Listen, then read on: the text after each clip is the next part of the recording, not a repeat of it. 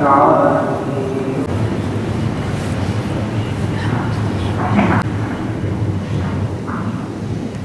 الأبصار وانصرهم على من بغي عليهم. اللهم عليك باليهود المعتدين الغادرين على آله وصحبه ecmaîn. Ey Rabbimiz, sana sonsuz hamd ve sena olsun.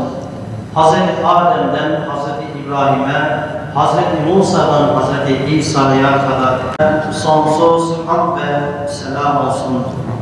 Ya Rab, sen kimsesizlerin sahibi, mazlumların sığınağısın.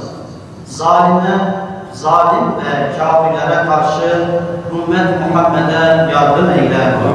Mescid-i Aksa'yı, Peygamberler şehri Kudüs'ü, mazlumların yurdu Gazze'yi, zalimlerin işgalinden kurtar Allah'ım.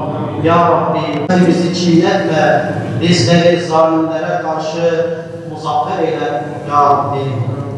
Peygamber sevdalıları olarak ve gönüllülerimizle birlikte haftanın belirli günlerinde camilerde yatsı namazından sonra genellikle toplanıp Filistinli kardeşlerimiz için topluca dua etmekteyiz ve bunun belirli gecelerinde de teheccüd namazı kılmaktayız. Bu etkinliklerimiz sürekli devam etmektedir. Bir farkındalık olsun diye ve Gazze'de İsrail'in yaptığı zulümleri sessiz kalmadığımızı ve bunu gündemde tutmak için elimizde şu an imkanlar dahilinde dua gelmektedir. Yüce Allah'ın Kur'an-ı Kerim'de belirtildiği gibi duanız olmazsa ne ehemmiyetiniz var ayete binaen biz de dualarımızla ellerimizi havaya kaldırıp Yüce Rabbimizden Filistin'deki kardeşlerimize duada bulunuyoruz.